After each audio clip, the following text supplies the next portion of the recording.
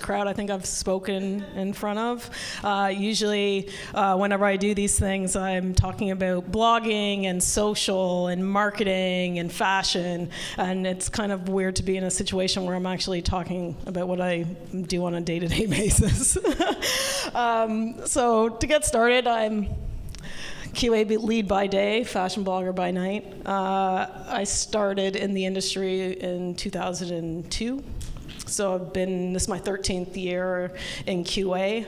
I guess I'll start with the childhood. I'll get to how I got to QA eventually, kind of fall into it. From most people who are in QA, it's not something you think of as a career end. It sort of happens to you. But I've always been a nerd from youth. I think my parents realized that the deal was sealed in '83 when, for my birthday, I was like, we are going to see the Star Wars movie. That is my birthday. I don't want to play with dolls. I don't want princess birthday.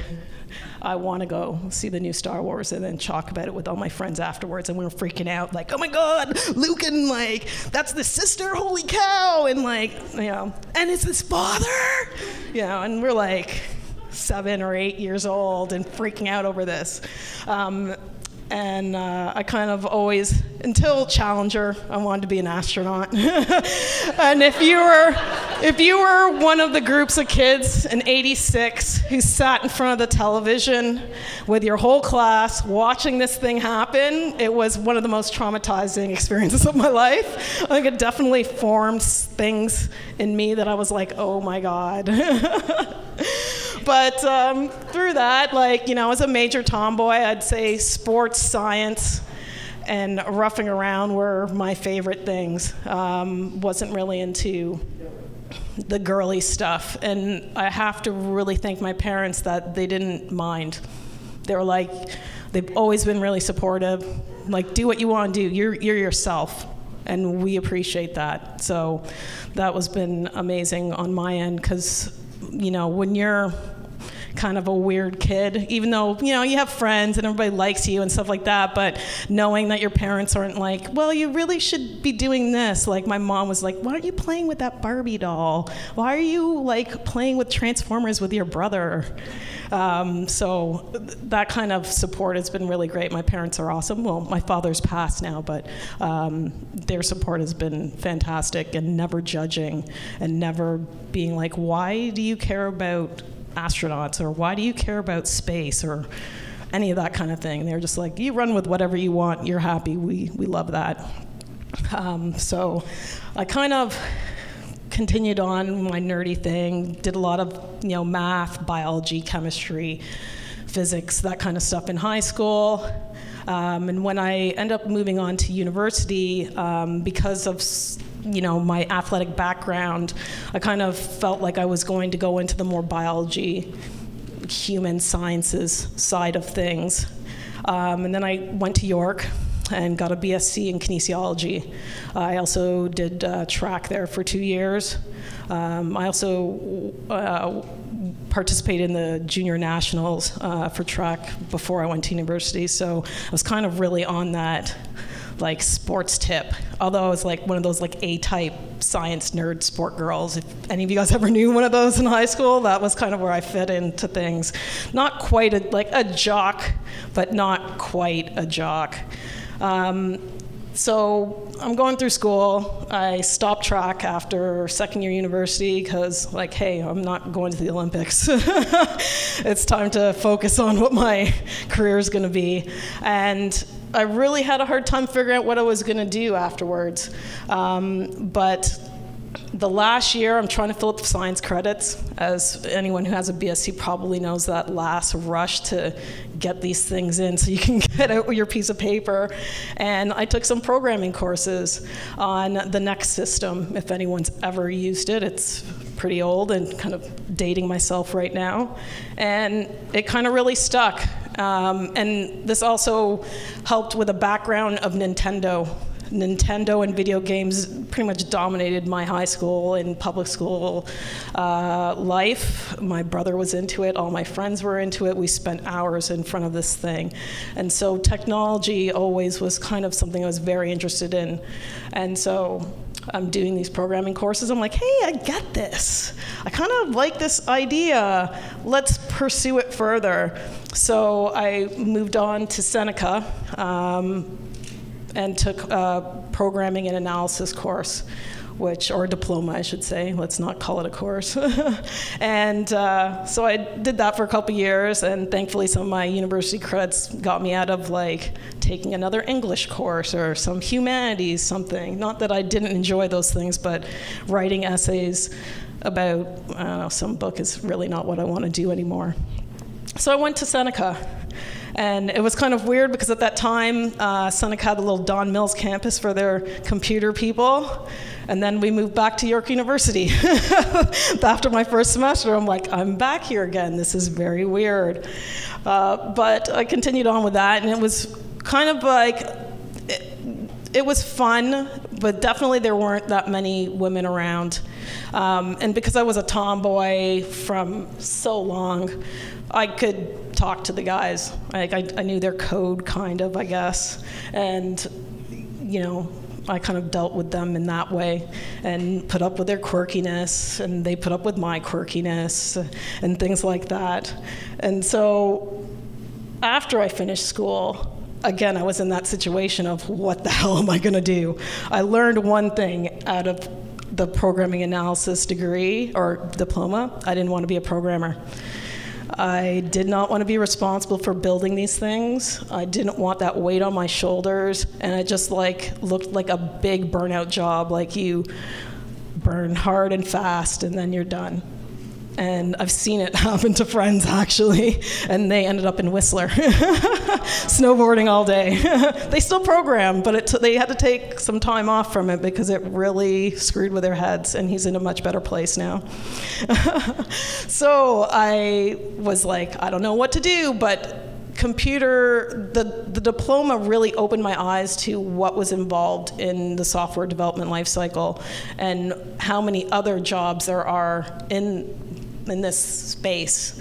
I always thought it was like the programmer does everything, you know, even sells it to people. But really, there's a whole group of people around this thing that makes it happen.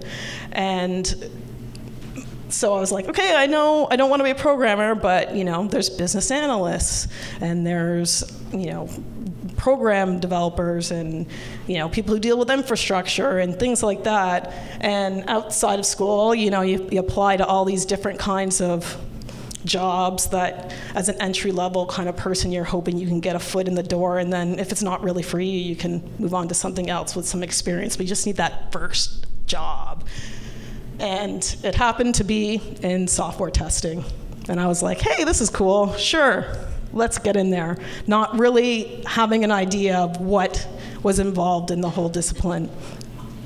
And I think my first boss really kind of got me into it. She was very into software development. She went to the conferences, or into software testing. She went to the conferences, very knowledgeable, learned a lot from her. And she saw those qualities that make a good tester in me. You got to be pretty nitpicky. I like to break things, and that helps a lot. And you have to be patient. You have to be able to deal with lots of setbacks. Basically, your whole job is a setback. And no one pats you on the head when something goes well. When everything's going smoothly, no one's going, great job, you got rid of all those defects. No one cares. When things go bad, everyone cares, but it's really a job that if you're looking for pats on the head and like feedback and you're so great, this is not the job for you. People generally shit on you, try to blame their mistakes on you because it's all testing's fault all the time, and it's the kind of thing that you really have to have a sense of the product is what the ultimate goal is, and that your customer is using this. And I work in a financial institution. We're not losing money from problems that we missed. So it's kind of funny that way. And so I worked for 2 startups in the beginning. One had a more robust QA process than the next one I went to, which was just me, which was kind of interesting itself, in that I got to kind of guide the group. They had no idea about testing really, and so I came in here and tried to put some kind of structure around things. And because I was the only tester, I was like, I need to hang out with my peers more. So I got involved with one of the software quality organizations in the city. It's called Task. If any of you guys are in QA and you want to hang out with other QA professionals, that's the place to go. Listen to talks like this of people who can tell you about automation and other kinds of techniques like that. And so through that group, I met my boss. The boss that brought me to the bank. He's in another area of the bank now. But at that second startup, I kind of diverged a little bit. I kind of thought I was going to do a bit more on the speaking side of QA and being like a practitioner to talk about it to other people and spread the word of QA and like how great it is. And then on a whim, I created a fashion blog. Blogging was the thing at the time, and I'm sitting at the startup, and you have your tech nerds there, and they're talking about things, and they start a little blog to talk about their little tech products or whatever. They're like I'm going to start a blog. So the first blog I started was about my cats. and basically I used the cats as like the reviewers for the books I was reading. I think about it now, and thank God I think it's gone, that it doesn't exist anymore, but that's sort of like my first foray into blogging, and it was on Blogger.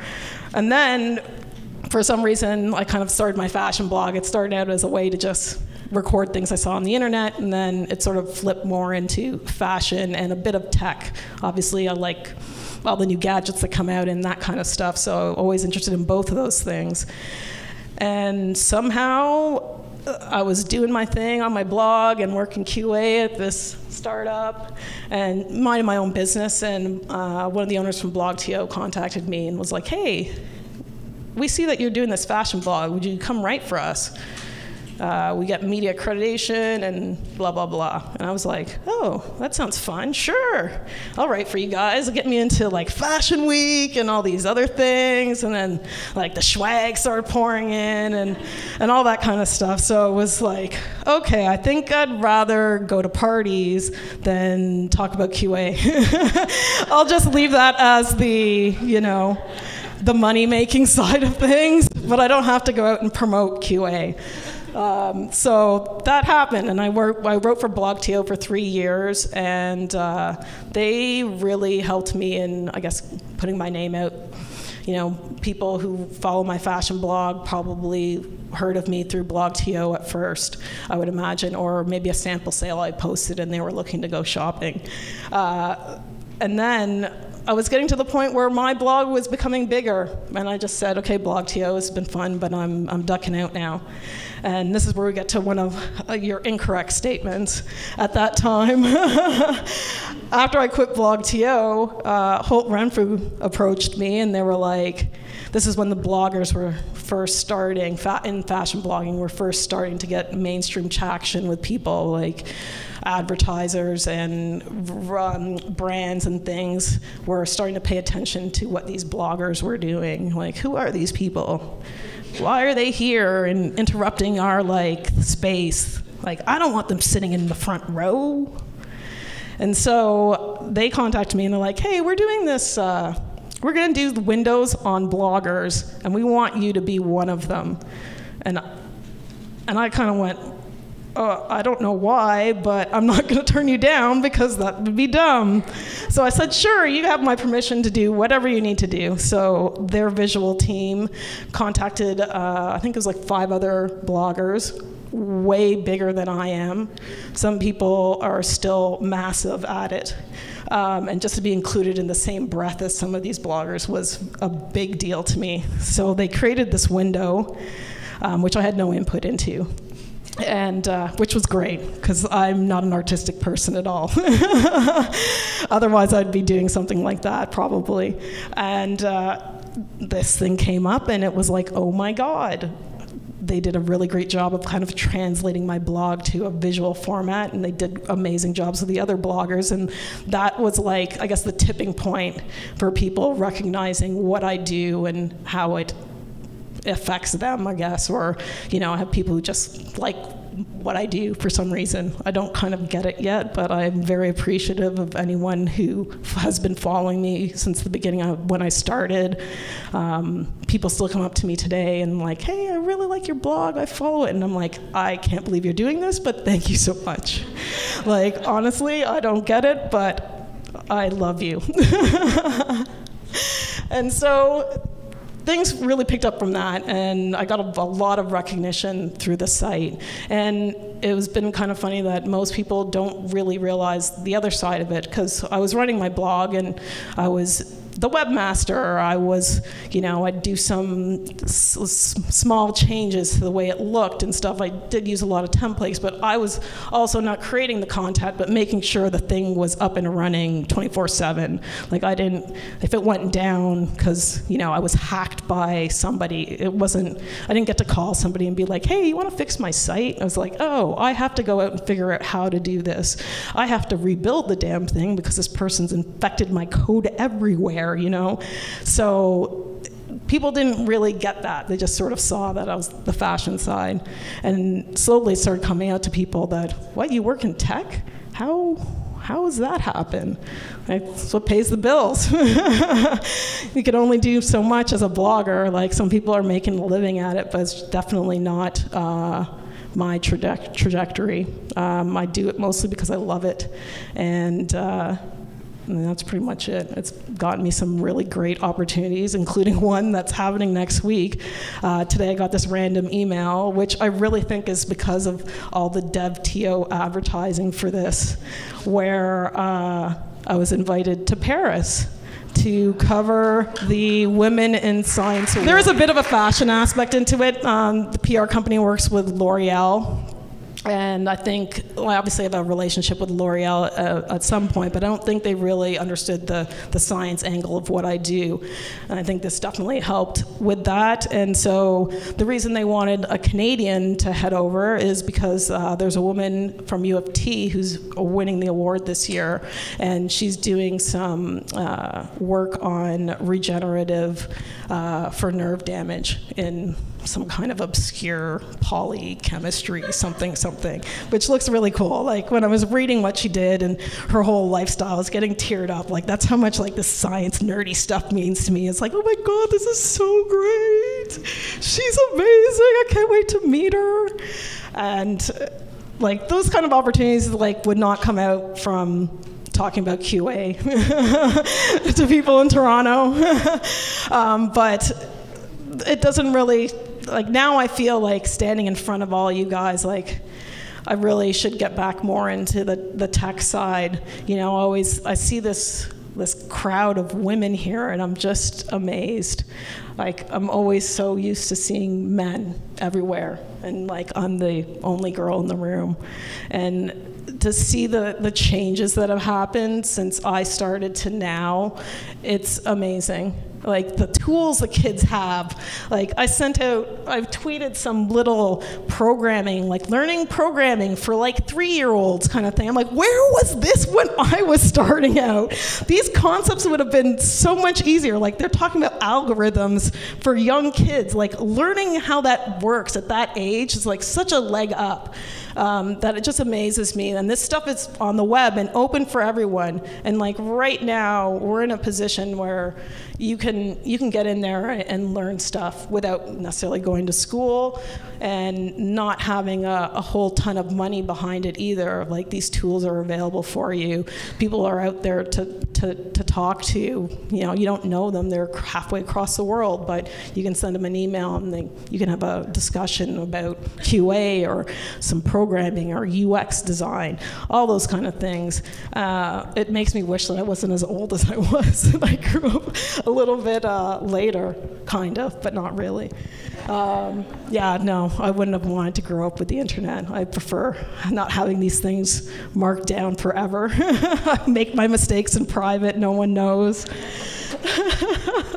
So I'd see this now and I'm like, things are great, and being here is amazing. I don't understand why I'm on this panel with all these amazing people. You know, Clarissa, you wrote a book, and you know, Jen talks to people all over the place at conferences and things, and I'm just your, you know, lowly corporate IT worker.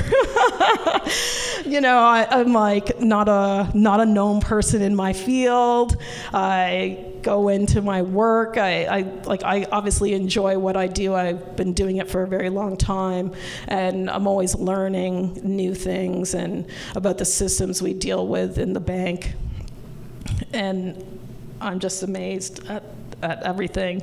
And I really appreciate you guys asking me to be here, because I'm still kind of baffled, but I appreciate it. There's not, you know, you don't get a lot of women in STEM that will come up on stage and talk to you. I tend to like talking to people a lot, so I don't mind getting up here and talking a little bit about what I do and how I got here and what's in the future.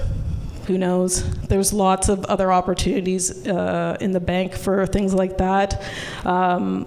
I have to admit, I really like being in the bank. Once I left the startup world, I pretty much left for stability and more of a work-life balance and benefits and stock options, you know, pension plan, things like that. Like, I had a root canal on the same tooth twice this year. Benefits were definitely helpful. So, and I think I'm in a lucky position at the bank where my boss knows I have my fashion blog. They know it exists. Occasionally I'll come into the office, I'll sit down, and somebody will be like, oh, I saw you in the paper yesterday. And I was like, oh, okay, cool. And that's the end of it. You know, it's like, where's my test plan? No one cares that, you know, I was hanging out with like Karl Lagerfeld yesterday or something like that. They're like, where's my test plan? Did you get this done? Which is really awesome. You know, like, they pull no punches about being anything. It's like, you have a job to do here, and keep the church-state line very, very thick.